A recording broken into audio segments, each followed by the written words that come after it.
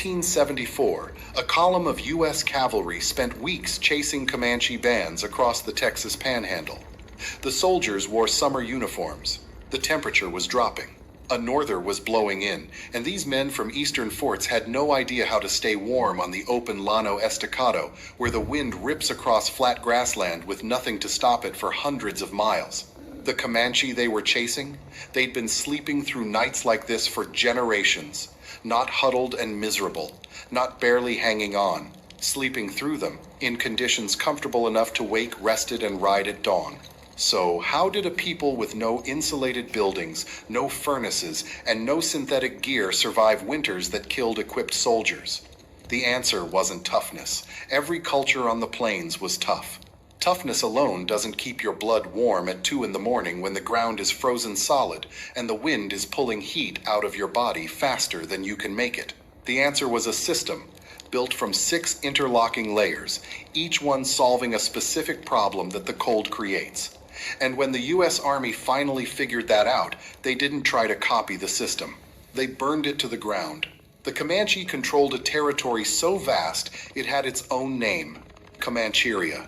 It stretched roughly 240,000 square miles across the southern Great Plains, covering parts of what is now Colorado, Kansas, Oklahoma, New Mexico, and deep into Texas.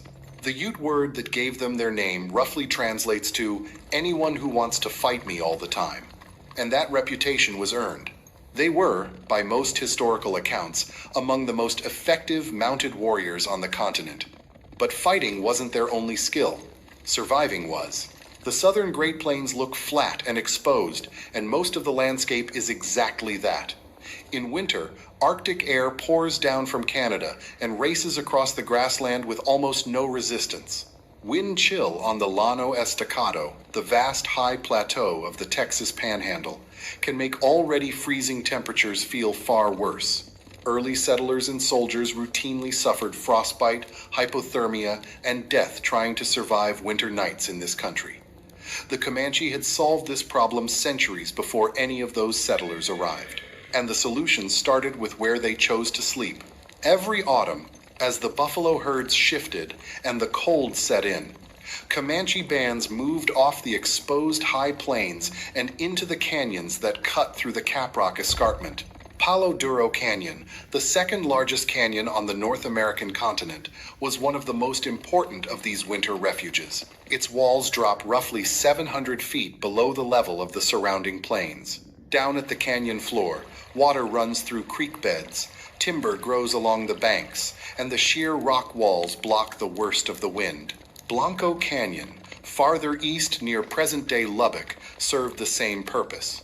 It was a broad, shallow valley stretching roughly 30 miles long and averaging about 1,500 feet in width, cut by smaller side canyons that created natural hiding places.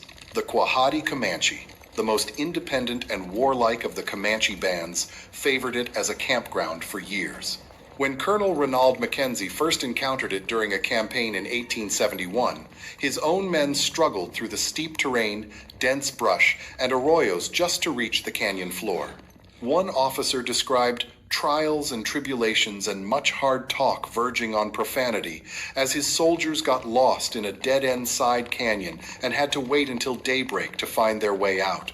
The Comanche knew every trail in and out. They'd been navigating these canyons since they first migrated south from the Wind River region of present-day Wyoming, sometime in the early 1700s. This wasn't random. The Comanche selected winter camp locations the way a modern engineer selects a building site. The canyon walls provided a windbreak. The lower elevation meant warmer temperatures than the exposed plateau above. Timber along the creek beds supplied firewood, and the narrow entry points made the camps defensible against both enemies and weather. In winter, the bands arranged their teepees in rows along the sheltered canyon floors, close to water and fuel. In summer, when they followed the buffalo herds out onto the open plains, they arranged camps in circles. The seasonal shift in camp layout wasn't cultural decoration. It was a functional response to different environmental pressures. But location was only the first layer. The shelter itself was the second. The Comanche tepee was not a primitive tent. It was a carefully engineered portable structure that had been refined over centuries of plains living. The Comanche used a 4-pole foundation system, different from the 3-pole systems used by tribes like the Sioux and Cheyenne. Typically, a teepee required 15 to 25 poles, each one 20 to 30 feet long, made from straight, slender lodgepole pine or red cedar. The cover was built from tanned buffalo hides, with a standard teepee needing 13 to 16 hides stitched together. 2 design features made the teepee effective in winter. First, the smoke flaps.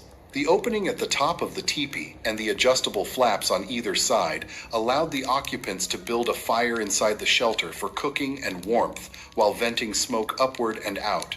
This sounds simple, but most enclosed shelters throughout history have struggled with exactly this problem. Build a fire inside a sealed space and you suffocate. Build it outside and you freeze.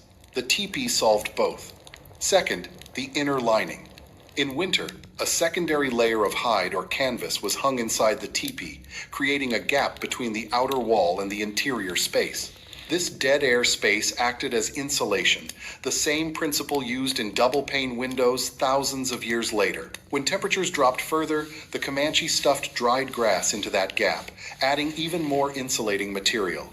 The lining also directed cold drafts upward and away from the people sleeping on the ground, while fresh air for the fire could be ducted underneath. The result was a shelter that could be heated with a small interior fire, retained warmth effectively, ventilated smoke without killing the occupants, and could be taken apart, packed onto a horse-pulled travois, and reassembled at the next camp in under an hour. The cone shape made it stable in high winds and strong under heavy snowfall. It withstood conditions that collapsed the canvas tents issued to U.S. Army soldiers. The Comanche leader Quanah Parker once said, "The white man goes into his church and talks about Jesus. The Indian goes into his teepee and talks with Jesus." The teepee wasn't just shelter. It was a home, a spiritual space, and a piece of technology that had been iterated on for over 400 years of plains living. And the person responsible for all of this? Comanche women. They owned the teepees. They built them, maintained them, transported them, and decided when and where they went up. A skilled woman could disassemble a full teepee, pack the hides and poles onto a horse-pulled travois, move to a new camp, and reassemble the entire structure in a remarkably short time. The poles themselves served double duty, forming the frame of the travois when the camp was on the move, and the skeleton of the teepee when it was time to stop. Nothing was wasted. Nothing was single purpose. The engineering knowledge passed from mother to daughter across generations, and it was as critical to Comanche survival as any warrior's skill with a bow. If you're finding this useful, hit subscribe. We cover stories like this every week. Now, even the best insulated shelter needs bedding when the temperature outside drops below freezing. And on the southern plains, winter nights can get brutally cold. The Comanche answer to this was the buffalo robe. A buffalo robe is not the same as a buffalo hide. The distinction matters. Hides taken in summer, when the animal's coat is thin, were used for teepee covers, moccasins, and clothing. They had relatively little value in the cold. Robes, on the other hand, were specifically taken during the winter months, between November and March, when the bison's fur was at its thickest and most dense. Buffalo fur has a quality that makes it exceptionally good at trapping warmth. The individual hairs are hollow. That hollow core traps air, and trapped air is one of the best natural insulators that exists. The same principle is what makes down feathers effective in modern sleeping bags and winter jackets. A single buffalo robe wrapped around a person sleeping on the ground inside an insulated teepee next to a low fire created a personal heat envelope that could handle temperatures well below freezing. The Comanche didn't just use one robe, either. They layered them. Robes beneath the body to insulate against the frozen ground. Robes over the body to trap rising heat. In extreme cold, multiple layers turned a simple bed into something closer to what we'd recognize today as a sleeping system. And because a single robe weighed far less than the equivalent in woven blankets, they were practical for a people who moved camp regularly. Tanning and preparing these robes was another skill held primarily by Comanche women, and it was demanding. physical work that could take days per hide. The process involved scraping, stretching, softening, and treating the hide until it was supple enough to wrap around a sleeping body without cracking in the cold. The quality of the finished robe depended entirely on the skill of the person who processed it. A well-tanned robe stayed soft and flexible even in the bitterest freeze. A poorly processed one stiffened, cracked, and lost its insulating value. Buffalo robes were so effective as insulation that European traders and settlers recognized their value immediately. Robes became one of the most important trade goods on the southern plains, and the commercial demand for them eventually contributed to the mass slaughter of the bison herds. The robes that kept the Comanche warm in winter were the same robes that fur traders shipped east to Montreal, New York, St. Paul, and St. Louis, where they were used as blankets, carriage padding, and heavy winter coats. The trade was so aggressive that it became a major factor in pushing the buffalo toward near extinction by the late 1870s. But even with canyon shelter, an insulated tepee, and buffalo robes, the coldest nights demanded more. And this is where the Comanche used a technique that sounds almost too simple to work: heated stones. Before sleeping, rocks were placed directly in the campfire and allowed to absorb heat for hours. Once hot enough, they were pulled from the fire, wrapped in leather to prevent burns, and tucked into the bedding. The stones radiated warmth slowly through the night, acting as personal heaters long after the fire itself had burned low. Some accounts describe water being poured over heated stones inside the tepee, creating a burst of steam that raised the interior temperature and added moisture to air that winter cold had dried out. This technique was used across many plains tribes, not just the Comanche, and it wasn't limited to sleeping. Sweat lodges used the same principle, heating stones to extreme temperatures and pouring water over them in enclosed spaces for both spiritual practice and physical cleansing. The Comanche understood heat transfer at an intuitive, practical level, even if they never wrote equations about it. Think about what this means in practical terms. You've got a family bedded down inside a buffalo hide tepee, protected from the wind by 700 feet of canyon wall, wrapped in robes made from winter bison fur. And now they've got heated stones radiating warmth directly into their bedding. Each layer stacks on the last. None of them alone would be enough. Together, they turned a freezing night into something survivable, and often comfortable. There was also the fire management itself. At night, the campfire inside the tepee would burn down to coals. Rather than letting it die completely, the Comanche covered the remaining coals with ash and dirt. This insulated the embers and kept them alive through the night, so that in the morning, relighting the fire was as simple as uncovering the coals and adding fuel. On a frozen morning when your hands are stiff and your kindling is damp with frost, having a pre-lit coal bed is the difference between a fire in 2 minutes and a fire in 30. The dried fuel the Comanche burned in these fires tells its own story. On the open plains, trees are scarce. You can ride for miles without seeing anything taller than grass. So, the Comanche, like other plains tribes, burned dried buffalo dung called chips. Buffalo chips burn hot, burn long, and are available anywhere the herds grazed, which was essentially everywhere on the southern plains. The abundance of this fuel source meant that even in the most exposed winter camps, fire was always an option. Now, all of these external systems, the canyon, the tepee, the robes, the heated stones, would still fall short without one more critical piece. And it's the one that people almost never think about when they picture survival in freezing conditions: diet. The Comanche ate a diet built around buffalo meat, and specifically around foods that were extremely high in fat. Their staple preserved food was pemmican, a concentrated mixture of dried, shredded buffalo meat and rendered animal fat, sometimes mixed with crushed berries or nuts. The word itself comes from the Cree language, where pemmican derives from the word for fat or grease. Pemmican is one of the most calorie-dense foods ever developed by any culture. Roughly 450 calories per 100 grams, with about 35 grams of protein and 30 grams of fat in each serving. And that fat content is the key to understanding how it helped the Comanche survive freezing nights. When your body digests fat, the metabolic process generates heat. It's called Diet-induced thermogenesis. Fat takes longer to break down than carbohydrates, which means the heat production is sustained over hours rather than spiking and crashing. Eating a high-fat meal before sleeping in cold conditions is, in metabolic terms, like banking fuel for a slow-burning furnace inside your own body. Modern Arctic survival research has confirmed this. A study on subjects living outdoors in severely cold conditions found that a daily intake of pemmican provided adequate performance for survival, precisely because of the sustained energy release from the fat content. The berries sometimes added to pemmican weren't just for flavor either. They provided vitamin C, which helped prevent scurvy during long winters when fresh plant food was scarce. French fur traders and early Arctic explorers who adopted pemmican from indigenous peoples found they could survive for months eating almost nothing else. That kind of nutritional completeness wasn't an accident. It was the result of centuries of refinement by people whose lives depended on getting the recipe right.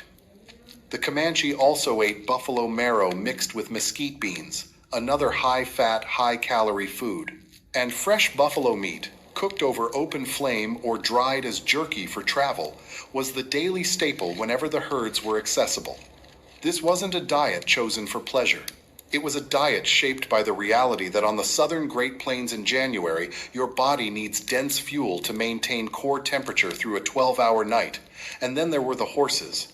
The Comanche relationship with horses went beyond anything the U.S. Army or European settlers had ever encountered. They acquired their first horses from Pueblo Indians after the Pueblo Revolt of 1680. Within a generation, they had built an entire culture around them.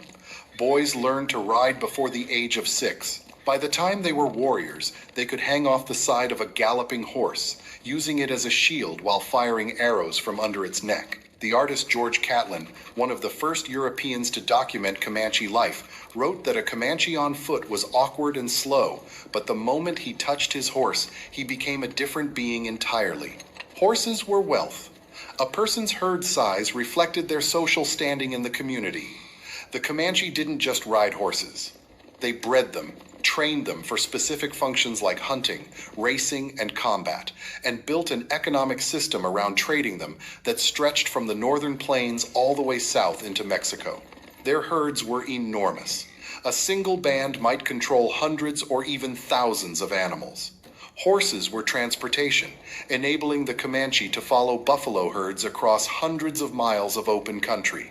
And horses were military assets. An Englishman named William Blakemore, who spent 8 years living with the tribe, described them as on foot slow and awkward, but on horseback graceful, the most expert and daring riders in the world. The US Cavalry, which considered itself a mounted fighting force, was consistently outmaneuvered by Comanche warriors who could fire arrows at full gallop while hanging off the side of their horse, using the animal's body as a shield. The cavalry even tried stealing Comanche-trained horses, thinking the animals were the advantage. They weren't. The bond between rider and horse was the advantage, and it couldn't be stolen. And horses were warmth. Rival Plains tribes told stories about the Comanche bringing their favorite horses directly into the tepee at night. This wasn't sentimentality. A horse generates a significant amount of body heat. In a tepee designed to retain warmth, the presence of a large animal radiating heat through the night made a real, measurable difference to the interior temperature. The Comanche valued their best horses so highly that some accounts describe them prioritizing the horse's shelter over their own family members during severe weather. Every layer of this system reinforced the others. The canyon blocked the wind so the tepee could retain heat. The tepee's lining and smoke flaps created a controllable interior climate. The buffalo robes trapped body heat against the sleeper. The heated stones added radiant warmth through the night. The high-fat diet fueled the body's own heat production from the inside. And the horses, kept close, contributed their body heat to the shared space. It wasn't one trick, it was a system.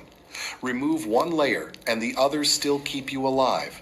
Remove 2 and you're in trouble. Remove all of them at once and you're dead before sunrise. That redundancy is what made the Comanche winter camp so resilient. A bad storm might wet your firewood, but you still have your robes and your heated stones and the canyon wall blocking the worst wind. A shortage of buffalo hides might mean thinner teepee walls, but your high-fat diet and your horse's body heat fill the gap. Every layer compensated for the weaknesses of the others.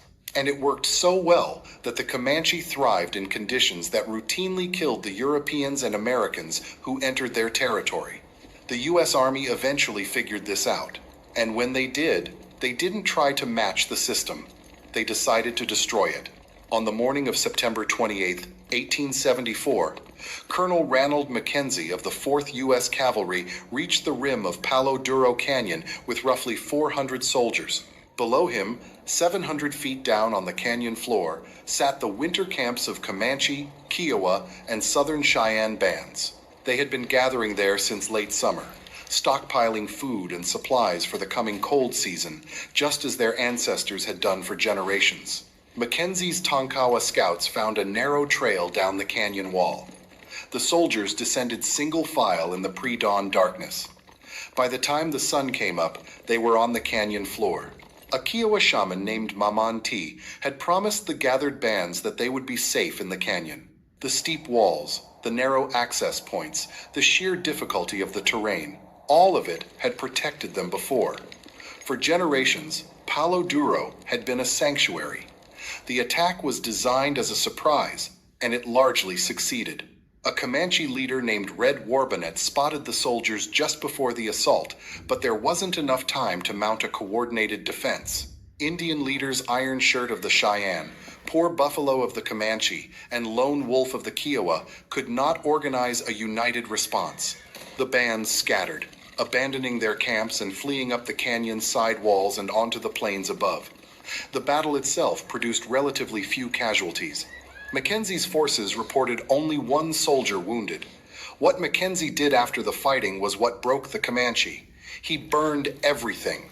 The teepees, the stored food, the buffalo robes, the pemmican, the dried meat, all of the winter supplies that the bands had spent months accumulating. Every layer of the survival system that had kept them alive through countless winters before this one. Gone in a single morning. Then he dealt with the horses. His soldiers captured over 1,000 ponies from the camp. Mackenzie knew that if the Comanche recovered those horses, they would simply rebuild and disappear into the plains again. So he ordered the horses slaughtered. Over 1,000 animals, killed in a canyon that the Comanche had used as a winter refuge for generations. Without shelter, without food, without horses, and with winter approaching, the Comanche bands that had fled Palo Duro could not hold out. Most returned to the Fort Sill Reservation by November of that year. The last holdouts surrendered by February of 1875. The Battle of Palo Duro Canyon was the last major engagement of the Red River War, and it marked the end of the Southern Plains Indians' military resistance. Mackenzie didn't defeat the Comanche in combat. He defeated their winter survival system. That distinction matters because it tells you exactly how effective that system was. The U.S. Army, with its supply lines and forts and industrial manufacturing, looked at the Comanche's ability to survive the Southern Plains winter and concluded that the only way to win was to make sure the Comanche couldn't use it anymore. The system the Comanche built to sleep through freezing nights wasn't a collection of random survival hacks. It was knowledge accumulated across generations, tested against some of the harshest conditions on the continent, and refined until every component worked together. Canyon walls that blocked the wind, Tepee engineering that created controllable shelter, buffalo robes whose hollow core fibers trapped body heat, heated stones that radiated warmth through the night, a diet dense enough in fat to fuel the body's own furnace for 12 hours of sleep, and horses, valued above almost everything else, kept close enough to share their warmth. Most of it was destroyed in a single morning in 1874. The teepees, the robes, the pemmican stores, the horse herds, all gone. The physical infrastructure of a winter survival system that had taken centuries to perfect, reduced to smoke and ash on a canyon floor in the Texas Panhandle. But the knowledge of how it worked survived. The Comanche Nation endures today, headquartered in Lawton, Oklahoma, and the understanding of what their ancestors built on those canyon floors has outlasted every army that tried to erase it. Modern survival instructors study indigenous cold weather techniques. Outdoor researchers test buffalo robe insulation and pemmican nutrition. The principles the Comanche used, windbreak placement, dead air insulation, radiant heat storage, high-fat metabolic fueling, are now taught in wilderness survival courses around the world, often without acknowledging where they came from. The next time you see a sleeping bag rated to 20 below, or a freeze-dried meal packet designed for Arctic conditions, or a tent engineered to withstand high winds, you're looking at modern versions of problems the Comanche solved with buffalo hides, canyon walls, and animal fat. They didn't have laboratories or research grants.